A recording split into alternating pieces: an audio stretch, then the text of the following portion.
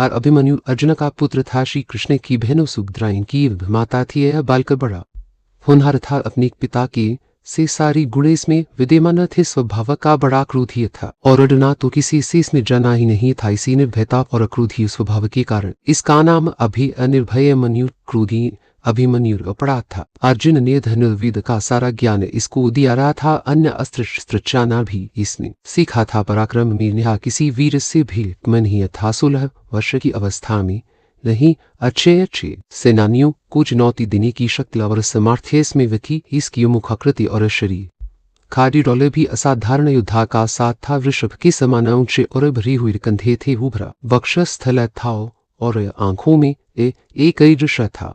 महाभारत का भीषण संग्राम अच्छा हुआ था। पितामह धराशायी हो चुके थे। उनके पश्चात गुरु द्रोणाचार्य ने कौरवों का सेनापतित्व संभाला था। अर्जुन पूरे पराक्रम के साथ युद्ध कर रहा था। प्रचंड अग्नि के समान वह बाणों की वर्षा करके कौरव सेना को विचलित कर रहा था। द्रोणाचार्य कितना भी प्रयत्न करके अर्जुन की इस वेग को नहीं रोक पा रहे थे। कभी कभी तो ऐसा लगता था मानो पांडव कौरवों को कुछ ही क्षणों में परास्त कर डालेंगे। प्रातःकाल युद्ध प्रारंभ हुआ। श्री कृष्ण अपना लिए 5 जन्य फूंकते व उसी क्षण अर्जुन के बाणों से कौरव सेना में हाहाकार मची लगता। संध्या तक यही विनाश चलता रहता। वह दुर्योधन ने से चिंतित होकर गुरु द्रोणाचार्य से हे आचार्य, यदि पांडवों की सिद्धि को नहीं रोका दिया वह तो कौरव सेना किसी भी क्षण विचलित होकर युद्ध भूमि से भाग खड़ी होगी। अतः कोई ऐसा उपाय करिए वह जिससे पांडवों की इस बढ़ती शक्ति को रोका जाए और अर्जुन के सारे प्रयत्नों को निष्फल किया जाए। वह दुर्योधन को इस प्रकार चिंतित देख अरे गुरु द्रोणाचार्य ने किसी प्रकार अर्जुन को युद्ध भूमि से हटा देने का उपाय सोचा। दुर्योधन के ठेने से संक्षिप्त कुंद ने कुरुक्षेत्र से दूर अर्जुन को युद्ध के लिए चुनौती दी। अर्जुन उनसे लड़ने को चला गया। उसके पीछे से द्रोणाचार्य ने चक्रव्यूह की रचना की और युधिष्ठिर के पास संवाद भिजवाया किया। तो पांडव अक्र कौरव सेना के इस चक्रव्यूह को तोड़ी यह अपनी पराजय स्वीकार करी। पिछबर संवाद युधिष्ठिर के पास पहुंचा तो वे बड़ी चिंता में पड़े थे, क्योंकि अर्जुन की सिवा चक्रव्यूह को तोड़ना कोई पांडव नहीं जानता था। अर्जुन बहुत दूर संक्षिप्त को से युद्ध कर रहा था। चक्रव्यूह तोड़ने में अपने आप को असमर्थ देकर पांडवों के शिविर में यत्राहिम छूटी युधिष्ठिर भीम धृष्टद्युम्न आदि कितने ही पराक्रमी योद्धा थे जो बड़े से बड़े पराक्रमी कौरव सेनानी को चुनौती दे सकते थे। लेकिन चक्रव्यूह तोड़ने का कौशल व किसी को भी नहीं आता था। वही ऐसा व्यूह था वह जिसमें पहले तो घुसना और उसको तोड़ना ही मुश्किल था और फिर सफलतापूर्वक उसमें से बाहर निकलना तो और भी दुष्कर कार्य था। कौरव सेना के सभी प्रमुख महारथी उस चक्रव्यूह के द्वारों की रक्षा कर रहे थे। जब सभी की कर्तव्य विमूढ़ की सभा में बैठे हुए थे और अर्जुन के बिना व सिवाय इसकी कि वे अपनी पराजय स्वीकार कर ले कोई दूसरा उपाय उनको नहीं सूझ पड़ रहा था। अभिमन्यु वहां आया और सभी को रहना चिंता में डूबा और पाक युधिष्ठिर से पूछने लगा कि चिंता का क्या कारण है। युधिष्ठिर ने सारी बात बता दी। उसे सुनकर वह वीर बालक अपूरा साहब के साथ बोला, अरे आप इसके लिए चिंता न करें। दुष्ट कौरवों का यह षड्यंत्र किसी प्रकार भी सफल नहीं हो। उसकी गायदी अर्जुन नहीं है, वह तो उनका वीर पुत्र अभिमन्यु तो यहाँ है। आप दुर्योधन की चुनौती स्वीकार कर लीजिए, मैं चक्रव्यूह तोड़ने के लिए जाऊंगा। अभिमन्यु की बात सुनकर सभी को आश्चर्य होने लगा। एक साथ के नीचे झुकी हुई वरदनी ऊपर उठनी, फिर भी युधिष्ठिर ने इसे अभिमन्यु की नादानी ही समझा। उन्होंने पूछा, तो बेटा वह तुम्हारे पिता अर्जुन के सिवाय में से कोई भी चक्रव्यूह भेदना नहीं जानता, फिर तुम कैसे इसका भिन्न कर सकते हो? हाय आद अर्जुन होता तो यह अपमानना सहना पड़ता। संध्या कालत कभी वार गांडीव धनवा नहीं आसकेगा और पांडवों की यह सेना व जिसको लेकर वह प्रचंड वीर अभिरत कर युद्ध हरता रहा है वह अपने अस्त्र डालकर कौरवों से पराजय स्वीकार कर लेगी। वह हाय क्रूर विधाताई पाए है एक युधिष्ठिर अधीर हो उठे। उसी क्षण अभिमन्यु ने सिम किया है गज कर खावा, आरे अब आपा मुझे बालकन समझे, मेरे रहते पांडवों का गर्व कभी नहीं मिटा सकता। मैं चक्रव्यूह को भेद ना जानता हूँ। पिता ने मुझे चक्रव्यूह के भीतर घुसने की क्रिया तो बतला दी थी, लेकिन उसे बाहर निकलना आना नहीं बताया था। आप किसी प्रकार चिंता न करें, मैं अपने पराक्रम पर विश्वास करके चक्रव्यूह को तोड़ूंगा और उसे बाहर भी निकल आऊंगा। आप पर चुनौती स्वीकार कर लीजिए और युद्ध के लिए मुझे आज्ञा देकर शंख बजा दीजिए। उस दुर्योधन को संदेश भिजवा दीजिए कि वीर धनंजय का पुत्र अभिमन्यु उनकी सारी चाल को निष्फल करने के लिए आ रहा है। कितनी ही बार अभिमन्यु ने इसके लिए हठा किया, परिस्थिति भी कुछ ऐसी कि युधिष्ठिर ने उसको आज्ञा दी। अभिमन्यु अपना धनुष लेकर युद्ध भूमि की ओर चल दिया। उसकी रक्षा के लिए भीमसेन, धृष्टद्युम्न और सात्यकी चक्रव्यूह के पास पहुंच गए। अभिमन्यु ने बाणों की वर्षा करना आरंभ कर दिया और शीघ्र ही अपने पराक्रम से उसने पहले द्वार को तोड़ दिया और वह तेल की सी गति से व्यूह के अंदर घुस गया। लेकिन भीमसेन, सात्यकी और धृष्टद्युम्न उसके पीछे में नहीं घुस पाए। उन्होंने कितना ही पराक्रम दिखाया, लेकिन अर्जुन ने उनको रोक लिया और वहीं से अभिमन्यु अकेला रह गया। अर्जुन का वह वीरपुत्र अद्भुत योद्धा था। व्यूह के द्वार पर उसे अनेक योद्धाओं से भीषण युद्ध करना पड़ा था, लेकिन उसका पराक्रम प्रचंड अग्नि के समान था। जो कोई उसके सामने लाता था या तो धराशायी हो जाता या विचलित होकर भाग जाता।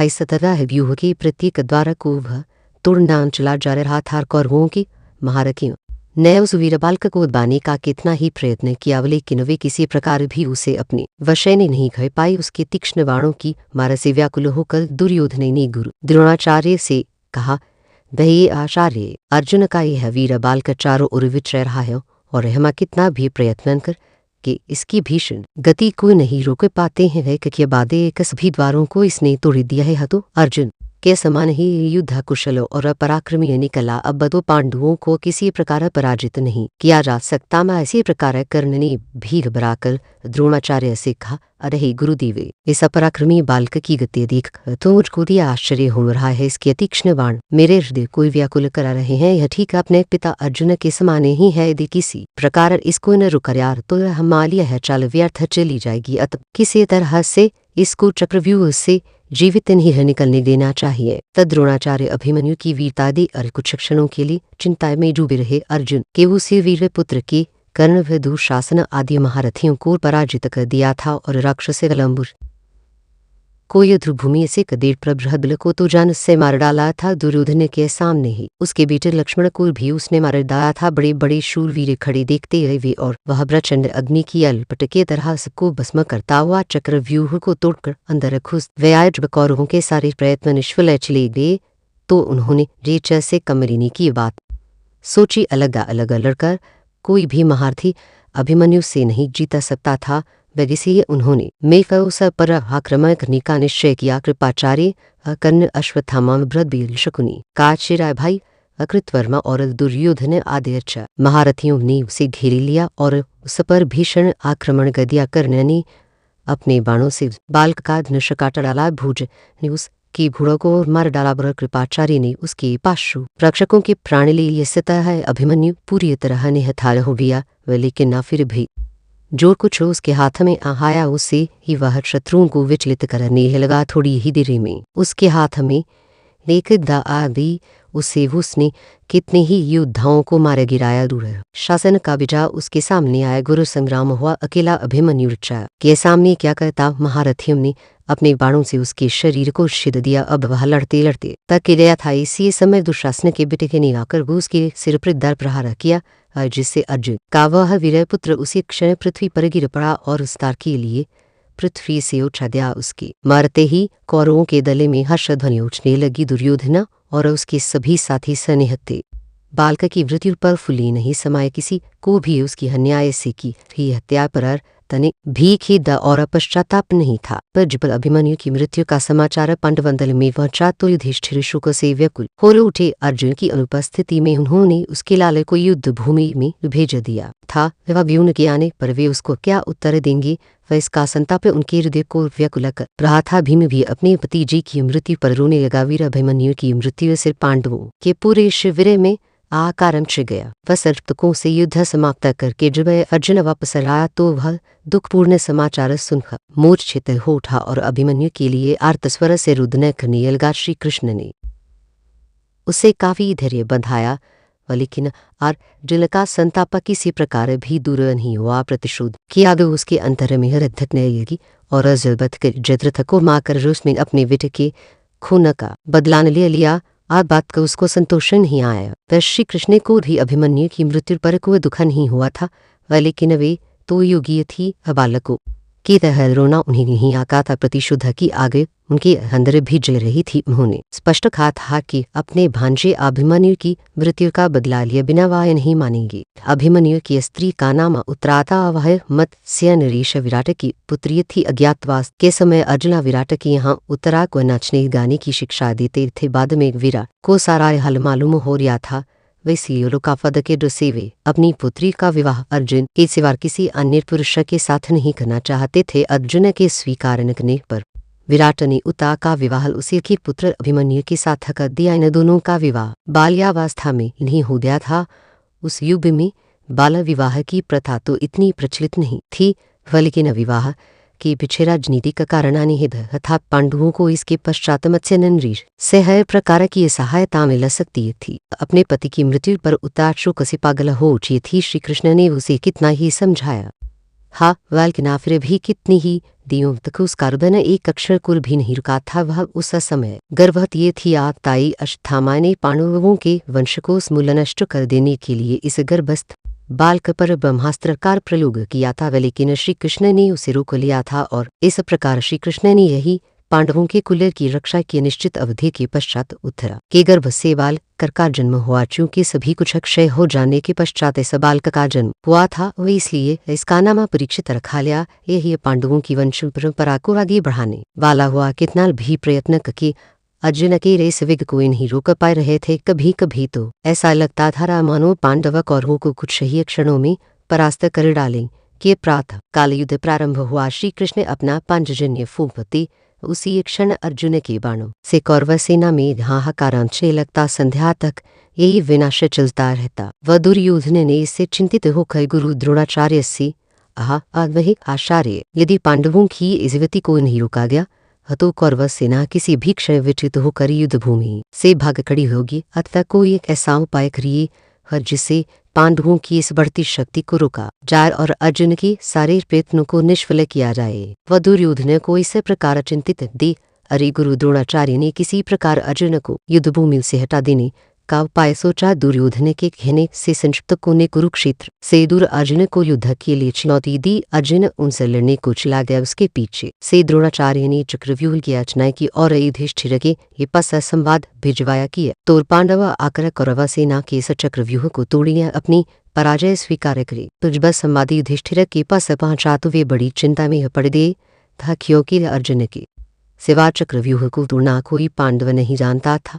अर्जुन बहुत दूर संक्षिप्त से युद्ध कर रहा था। चक्रव्यूह तोड़ने में अपने आप को असमर्थ देखकर पांडवों के शिविर में लत्राहि छोटी युधिष्ठिर रभिम धृष्टद्युम्न आदि कितने ही पराक्रमी योद्धा थे जो बड़ी से बड़े पराक्रमी कौरव सेनानी को चुनौती दे सकते थे, लेकिन चक्रव्यूह तोड़ने का कौशल किसी को भी नहीं आता था। वह ऐसा व्यूह था जिसमें पहले तोड़ घुसना और उसको तोड़ना ही मुश्किल था और फिर सफलतापूर्वक उसमें से बाहर निकलना दूर और भी दुष्कर कार्य था। कौरव सेना के सभी प्रमुख महारथी उस चक्रव्यूह के द्वारों की रक्षा कर रहे थे। जब सभी कर्तव्य विमूढ़ के सभा में बैठे हुए थे और अर्जुन के बिना वह सिवाय इसके कि वे अपनी पराजय स्वीकार कर ले कोई दूसरा उपाय उनको नहीं सूझ पड़ा रहा था। अभिमन्यु वह आया और सभी को रहना चिंता में डूबा हुआ पकड़ युधिष्ठिर से पूछने लगा कि चिंता का क्या कारण है। युधिष्ठिर ने सारी बात बता दी। उसे सुनकर वह वीर बालक पूर्व साहस के साथ बोला,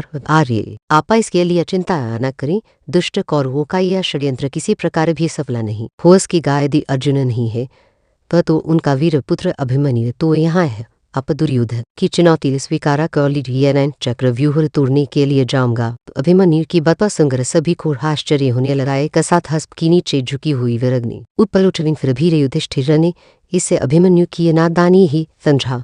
उन्होंने पूछा था, बेटा वह तुम्हारे पिता अर्जुन के सिवा इनमें से कोई भी चक्रव्यूह भेदना नहीं जानता, फिर तुम कैसे इसका भेद न कर सकते हो। हाय आद अर्जुन होता तो यह अपमानन सहना पड़ता। संध्या कालत कभी वह गांडीव धनवा नहीं आसकेगा और पांडवों की यह सेना जिसको लेकर वह प्रचंड वीर अभी तक युद्ध करता राय अपने अस्त्र डालकर कौरवों से पराजय स्वीकार कर लेगी। हाय हाय पूर्व विधाताय पाए है कई युधिष्ठिर अधीर हो के उसी क्षण अभिमन्यु ने सिंकियता रहन गर्ज कर खा पा आरे पा आपा मुझे ये बालकन समझे मेरी रहते पांडवों का गौरव कभी नहीं मिट सकता। मैं चक्रव्यूह कुल भेद ना जानता हूँ। पिता ने मुझे चक्रव्यूह के भीतर घुसने की क्रिया तो बतला दी थी, लेकिन उससे बाहर निकलना नहीं बताया था। आपा किसी प्रकार चिंता न करे, मैं अपने पराक्रम पर विश्वास करके चक्रव्यूह को तोड़ूंगा और उसे बाहर भी निकलाऊंगा। आप चुनौती स्वीकार कर लीजिए और युद्ध के लिए मुझे आज्ञा देकर शंख बजा दीजिए। उस दुर्योधन को संदेश भिजवा दीजिए कि विव धनंजय का पुत्र अभिमन्यु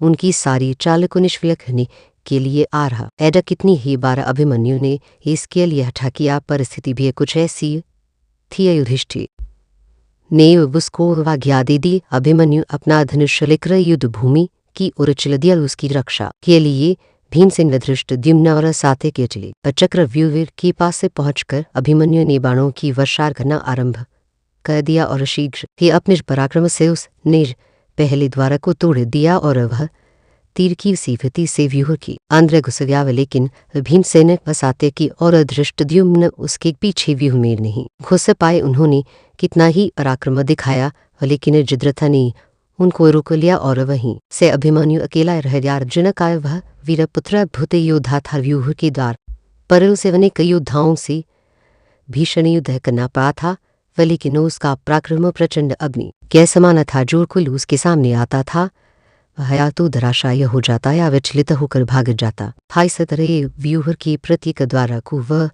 तोड़ना चाह रहा था। कौरवों की महारथियों ने उस वीर बालक को उड़वाने का कितना ही प्रयत्न किया, और लेकिन वे किसी प्रकार भी उसे अपने वश में नहीं कर पाए। उसके तीक्ष्ण बाणों की मार से व्याकुल होकर दुर्योधन ने गुरु द्रोणाचार्य से कहा, दय आचार्य, अर्जुन का यह वीर बालक चारों ओर विचार हाय और हम कितना भी प्रयत्न करके इसकी भीषण गति को नहीं रोक पाते हैं। रेग के बाद एक सभी द्वारों को इसने तोड़ दिया है। यह तो अर्जुन के समान युद्ध कुशल और पराक्रमी निकला। अब तो पांडवों को किसी प्रकार पराजित नहीं किया जा सकता। न इसी प्रकार कर्ण ने भी घबराकर द्रोणाचार्य से कहा, आ रहे गुरुदेव, इस पराक्रमी बालक की विद्या देख कर तो मुझको भी आश्चर्य हो रहा है। इसके तीक्ष्ण बाण मेरे हृदय को व्याकुल कर रहे हैं। यह ठीक अपने पिता अर्जुन के समान ही है। यदि किसी प्रकार इसको न रोका गया तो हमारी यह चाल व्यर्थ चली जाएगी। अतः किसी तरह से इसको चक्रव्यूह से जीवित नहीं निकलने देना चाहिए। द्रोणाचार्य अभिमन्यु की वीरता देखकर कुछ क्षणों के लिए चिंता में डूबे रहे। अर्जुन के उस वीर पुत्र के कर्ण दुशासन आदि महारथियों को पराजित कर दिया था। राक्षस लंबुश को युद्ध भूमि से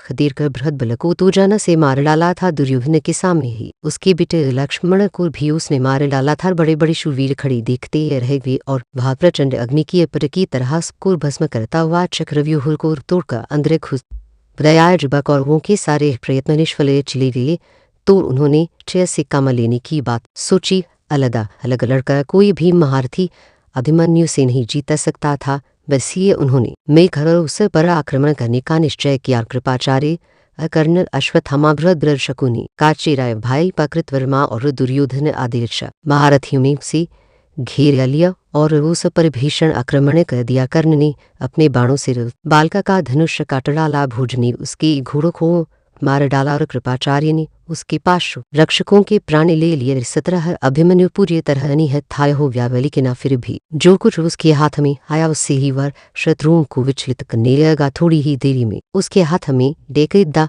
भी उसने कितने योद्धाओं को मार गया। दूर शासन का बेटा उसके सामने आया। घोर संग्राम हुआ। अकेला अभिमन्यु के सामने क्या करता। महारथियों ने अपने बाणों से उसके शरीर को छेद दिया। विवाह लड़ते लड़ते अकेले था। इसी समय दुशासन के बेटे ने लाकर उसके सिर पर दार प्रहार किया, जिससे अर्जुन का वह वीर पुत्र उसे क्षण पृथ्वी पर गिर पड़ा और सदा के लिए पृथ्वी से उठ जा। उसकी मरते ही कौरवों के दल में हर्षध्वनि उठने लगी। दुर्योधन और उसके सभी साथी रेसन थे। बालक की मृत्यु पर फूली नहीं समाये। किसी को भी उसकी अन्याय से की यह हत्या पर अतनी भी खेद और पश्चाताप नहीं था। पर जब अभिमन्यु की मृत्यु का समाचार पांडव दल में पहुंचा तो युधिष्ठिर शोक से व्याकुल हो उठे।